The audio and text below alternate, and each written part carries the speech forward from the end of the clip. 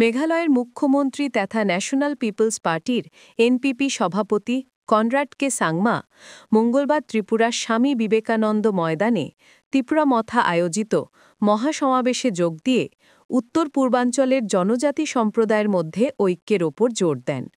নাম না করে কেন্দ্রীয় সরকারের বিভাজনের রাজনীতির তীব্র সমালোচনা করে তিনি বলেন, জনজাতিদের আলাদা করে রাখার কৌশলই আজ অঞ্চলের সবচেয়ে বড় চ্যালেঞ্জ তৈরি করেছে। কনরাড সাংমা বলেন, আমাদের পূর্বপুরুষরা সাহসীর সঙ্গে লড়াই করেছিলেন বলেই আমরা নিজেদের পরিচয় ধরে রাখতে পেরেছি, কিন্তু আজ সবচেয়ে বড় সমস্যা বিভাজন। পৃথকভাবে কাজ করলে আমাদের কণ্ঠস্বর নির্বাক হয়ে যায়।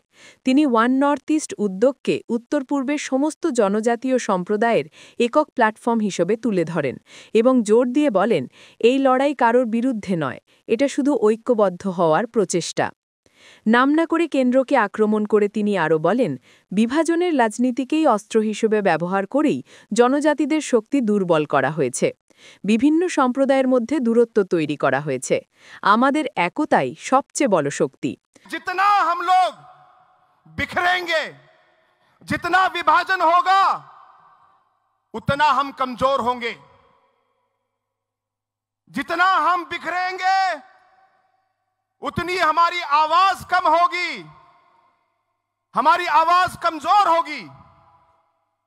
जितना हम बिखरेंगे और हमारे बीच में विभाजन होगा, उतनी हमारी उम्मीदें अनसुनी जाएंगी। মহাসমাবেশে ত্রিপুরামথা সুপ্রিমো প্রদ্যোৎ কিশোর দেববর্মন সহ উত্তর পূর্বের একাধিক রাজ্যের নেতৃবৃন্দ উপস্থিত ছিলেন।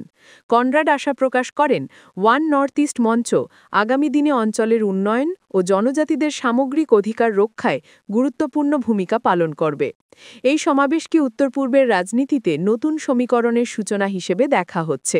আগামী দিনে এই প্ল্যাটফর্ম কেন্দ্রের নীতি ও বাজেট বরাদ্দে কতটা প্রভাবিত করতে পারে সেদিকেই তাকিয়ে রাজনৈতিক মহল। News desk, onlinenews.tripura.com।